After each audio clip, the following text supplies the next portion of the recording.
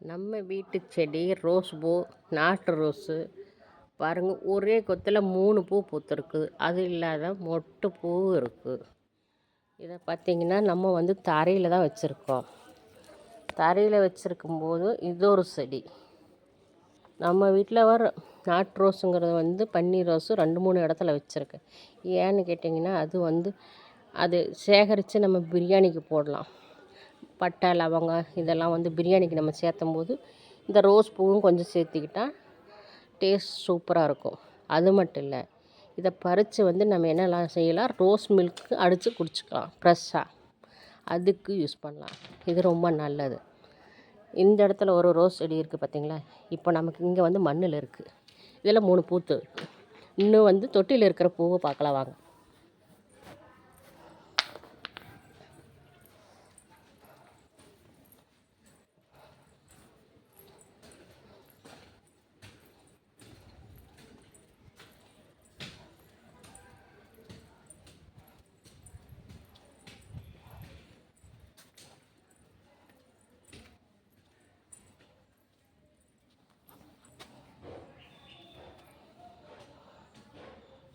இது துண்ணூற்று பச்சை செடி. குழந்தைங்களுக்கெல்லாம் சளின்னா நம்ம பறித்து ஊற்றிக்கலாம். அடுத்து பார்த்திங்கன்னா ஓமவல்லி தழை, ஓமவல்லி செடி. இதுவும் தான் குழந்தைங்களுக்கு சளிக்கு ஊற்றிக்கலாம், நம்மளும் சாப்பிட்லாம். அடுத்து பார்த்திங்கன்னா மணி பிளான்ட், அது ரொம்ப வீட்டுக்கு நல்லது. அடுத்தது பார்த்திங்கன்னா நம்ம சொன்ன மாதிரியே நாட்டு ரோஸ் ரொம்ப ரொம்ப பிடிக்குங்கிறதுனால அங்கே இங்கேன்னு பதியம் போட்டு 2-3 இடத்துல வச்சுருக்கேன். இது பார்த்திங்கன்னா இன்றைக்கி ஃப்ரெஷ்ஷாக பூத்துருக்கு மட்டும் இல்லை, இன்னும் மொட்டெல்லாம் இருக்குது பாருங்கள்.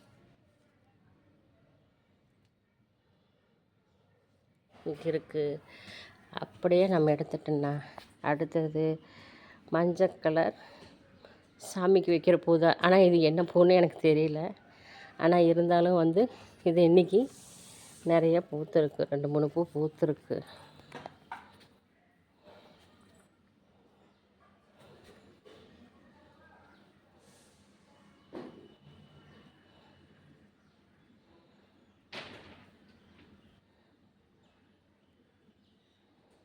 உங்கள் வீட்டு தோட்டத்தில் நாட்டு ரோஸு எத்தனை வச்சுருக்கீங்கன்னு கமெண்ட் பண்ணுங்கள். யாருக்கு பிடிக்குன்னு கமெண்டில் சொல்லுங்கள்.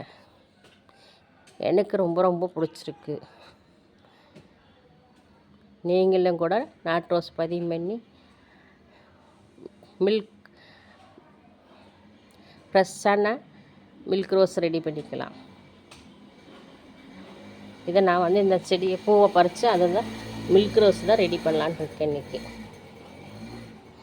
அது மட்டும் இல்லைங்க, வாசனை நல்லா ஜம்முன்னு இருக்குது.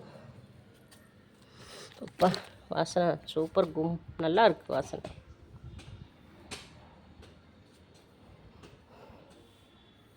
நல்லா இருக்குது பாருங்கள் வாசனையோட.